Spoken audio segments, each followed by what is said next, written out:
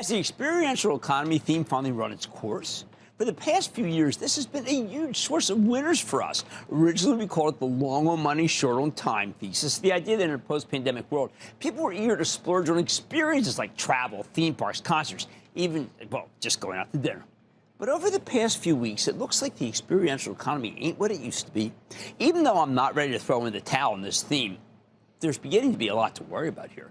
Let's start with the macro data, or at least the data we have access to, because most of the stuff has been delayed by the government shutdown. Thanks a lot. Still, the labor market's obviously deteriorating. Before the government data went dark in October, the job market was already anemic. We were averaging less than 30,000 net new jobs per month from June through August. The last 3 months, we have the official numbers for.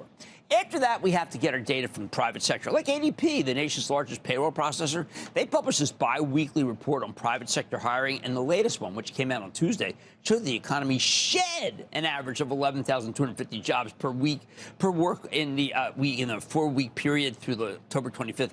That's terrible. Of course, we already knew that employment was getting worse. That's why the Fed started cutting rates again in September. But we don't know if the Fed will keep cutting rates because inflation's been creeping higher again. Last month, we got a delayed September consumer price index reading that was better than expected with 3% inflation. But when you take a step back, the CPI has been steadily rising from 2.3% inflation in April, when things look really good, to 3% in September.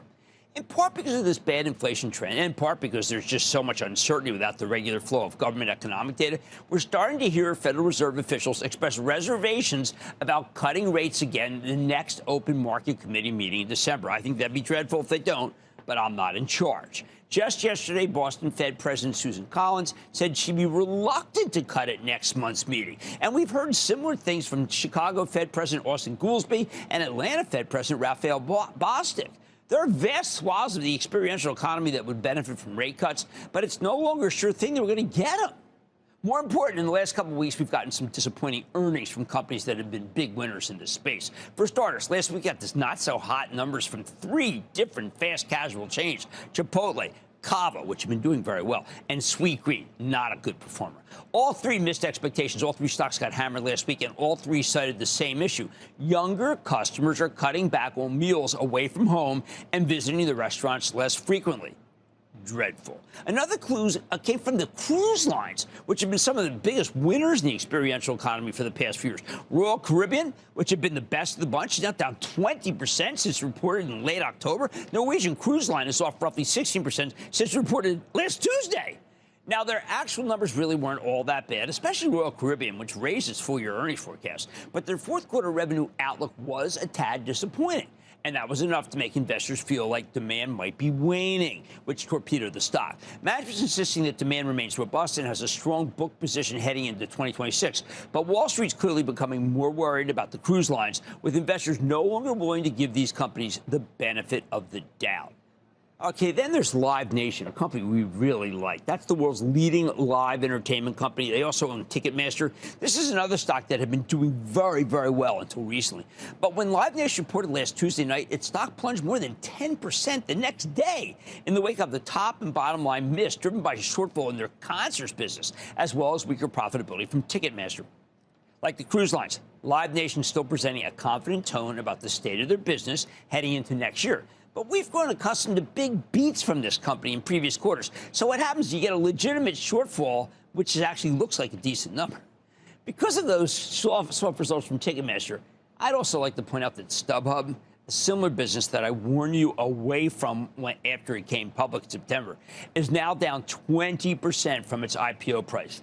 Not good. In fact, it's now down more than that because the stock is moving lower in after hours trading after StubHub reported a disappointing result in its first earnings report as a public company after the close tonight. First. Finally, for one last example, well, you know what we saw today? We saw Disney. And that's a stock that I'm going to put this in, sadly own for my charitable trust. Disney tumbled nearly 8% today in response to the company's latest quarter, which they reported before the open. As we told Investing Club members, we think that's a pretty extreme reaction to what was overall a decent set of numbers. Disney posted a top-line miss and a bottom-line beat with solid guidance for this year ahead. But this certainly wasn't a great quarter by any stretch of imagination. And those who think it is, you just got to be a little more you got to be a little more circumspect. While most of the weakness was on the media side of things, their domestic experiences business also came up short. That's parks and cruises. For the year ahead, Disney's fiscal 2026 management said they expect the experiences division to put up operating income growth in the high single digits. But they also said that it would be, quote, weighted to the second half of the year, end quote. So even Disney seems to anticipate a near-term soft spot. When you put it all together, it paints an increasingly negative picture of the whole experiential economy. I'm not yet ready to completely give up on this theme, as I could also point to some contraindicators, like continued strength in American Express, the preferred credit card for all things travel-related. You know, I think that company's great. You know what? I also like what I just heard from TKO Group, which specializes in live events, and its business seems to be on fire. I'm also conscious of the fact that because so many of these stocks have already come down, maybe there's some values here. And listen, if the stocks keep tumbling, maybe the Fed does have to, and the Fed cuts rates like I think they should, well, maybe that revives the experiential economy. But let me give you the bottom line here for now.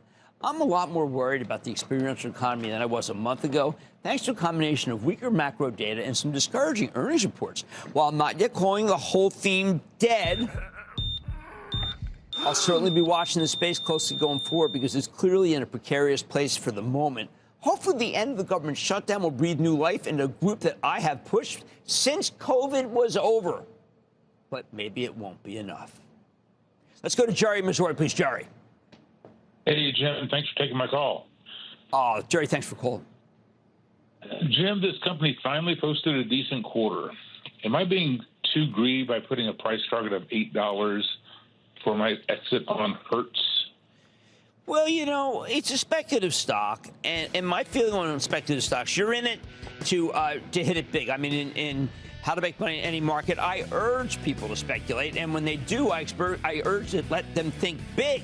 And that's what I'm going to tell you to do in Hertz Global Holdings. Even though I don't think you can get there, you think it does, it's your call.